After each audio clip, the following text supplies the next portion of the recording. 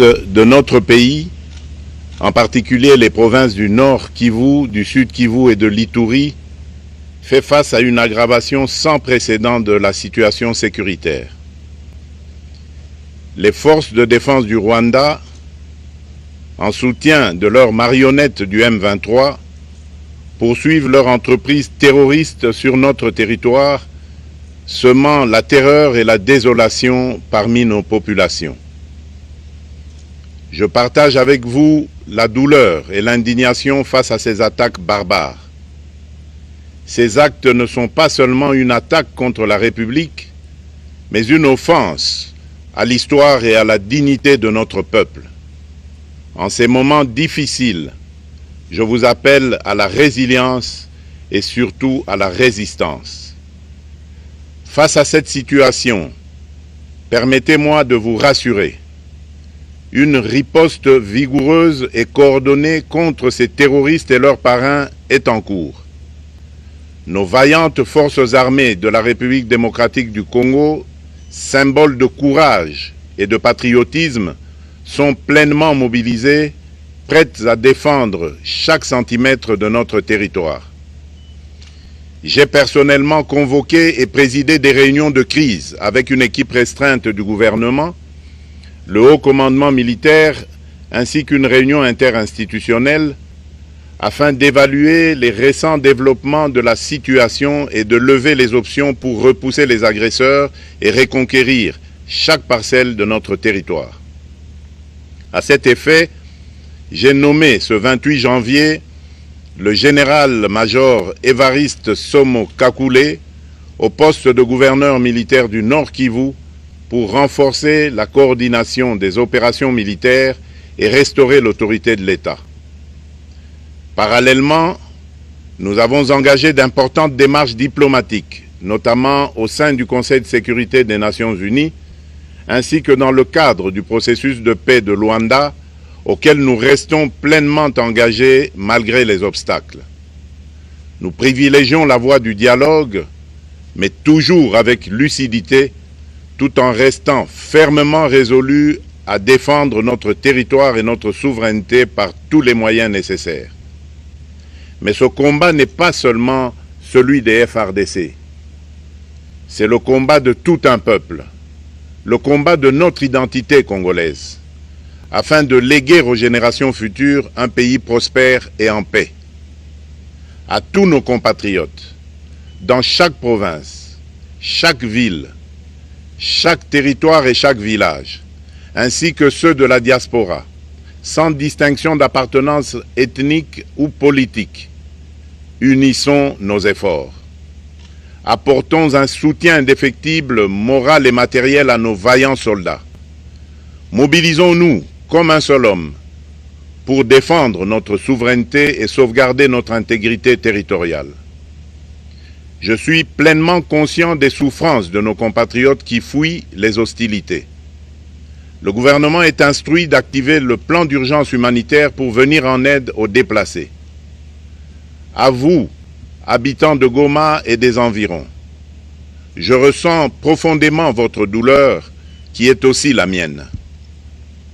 Elle traverse nos cœurs et nos âmes en tant que fils et filles d'une même patrie. Mais face à cette épreuve, je vous exhorte à puiser dans cette force intérieure qui fait la grandeur du peuple congolais. Résistez avec courage. Faites preuve de vigilance constante et gardez votre calme malgré l'adversité. Sachez que nous ne sommes pas restés inactifs. Des plans de contingence sont préparés pour assurer la protection de la population civile et prévenir toute escalade de la violence. Les dispositifs de sécurité ont été renforcés pour protéger les zones stratégiques et nous travaillons sans relâche pour garantir le fonctionnement des services essentiels. Je tiens à rendre un hommage solennel à tous ceux qui ont payé le prix ultime dans cette lutte pour notre dignité et notre souveraineté. J'ai une pensée pieuse pour le général-major Peter Chirimwami, gouverneur militaire du Nord Kivu, tombé les armes à la main. Je m'incline avec respect devant la mémoire de tous nos militaires et de tous les Wazalendo tombés sur le champ d'honneur.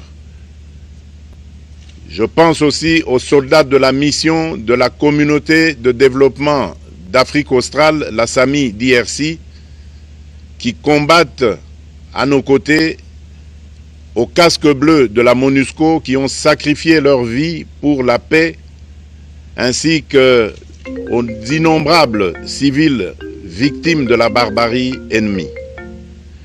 Leur courage et leur sacrifice ne seront jamais oubliés. Et nous portons leur flambeau avec la ferme détermination d'achever leur noble combat. Je voudrais ici interpeller directement la communauté internationale et l'Union africaine. Le Rwanda continue de violer ouvertement et sans scrupule les principes fondamentaux de la Charte des Nations Unies ainsi que les accords régionaux. Pire, ces agissements se déroulent dans une impunité totale et ce, avec un mépris manifeste des règles internationales et des valeurs que ces institutions sont censées défendre.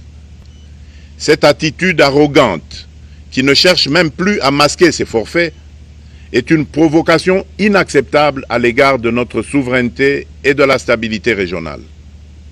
La présence de milliers de soldats rwandais sur notre sol, leur soutien politique, logistique et militaire à leur pantin du M23, ainsi que leur implication dans l'exploitation illégale de nos ressources naturelles, nous conduisent tout droit à une escalade aux conséquences imprévisibles, mettant en danger toute la région des Grands Lacs. Votre silence et votre inaction face à la barbarie du régime de Kigali et aux atrocités perpétrées par ces supplétifs sur notre territoire constituent un affront non seulement à la République démocratique du Congo, mais également aux valeurs universelles de justice et de paix.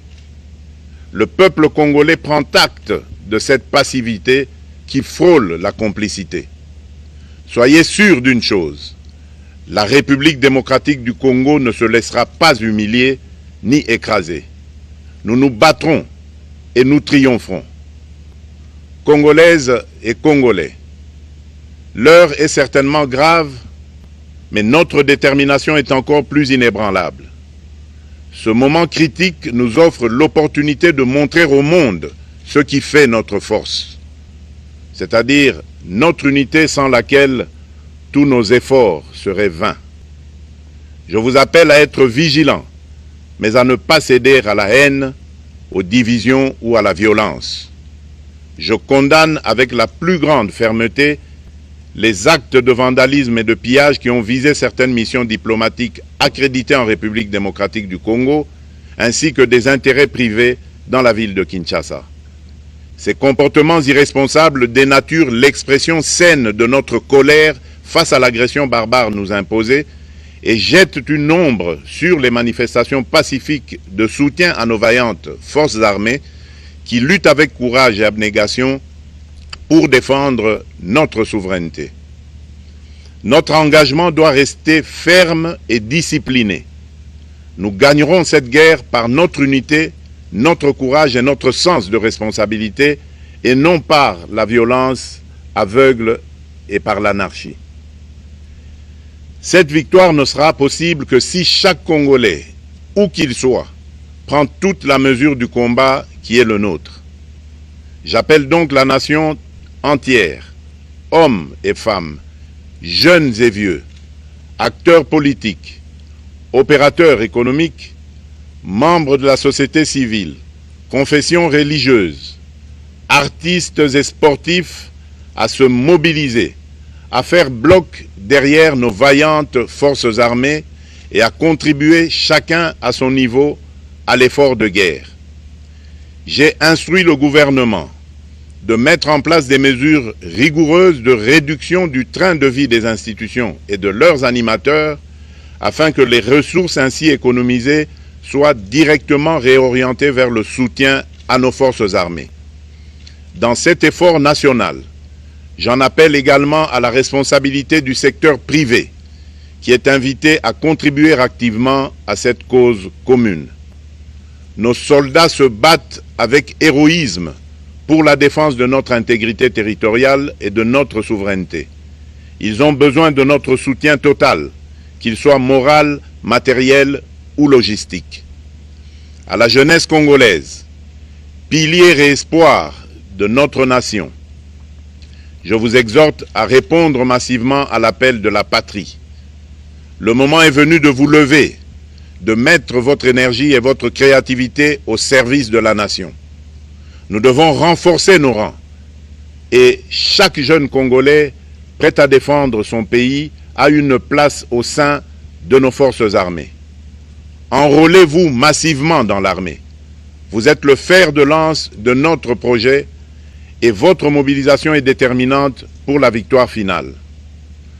Aux braves populations du Nord Kivu, du Sud Kivu et de l'Ituri, vous êtes le symbole de la résilience congolaise, une source d'inspiration pour toute la nation. Vous n'êtes pas seuls dans cette épreuve. La République tout entière se tient à vos côtés, unis dans l'espoir et la lutte. Ensemble, nous ferons face et surmonterons cette épreuve. À nos vaillantes forces armées et aux vaillants patriotes Wazalendo, véritables sentinelles de la souveraineté nationale, je rends un hommage appuyé et vous exprime au nom de toute la République notre reconnaissance infinie et notre fierté inébranlable. Votre bravoure, votre discipline et votre engagement sans faille inspirent et mobilisent tout un peuple déterminé à défendre son territoire. Sachez-le, la République ne vous abandonnera jamais. Votre combat est le nôtre et vos sacrifices ne seront jamais oubliés. Vous incarnez l'honneur de la nation congolaise. À tous mes compatriotes, d'ici et de la diaspora, la République démocratique du Congo ne pliera pas. La République démocratique du Congo ne reculera pas. Je ne vous abandonnerai jamais. J'en fais ici le serment. Le soleil n'a pas cessé de briller sur notre patrie. Ensemble, main dans la main, nous surmonterons cette tempête et nous ouvrirons une ère nouvelle de paix et de prospérité pour les générations futures. Que Dieu bénisse la République démocratique du Congo et son peuple. Je vous remercie.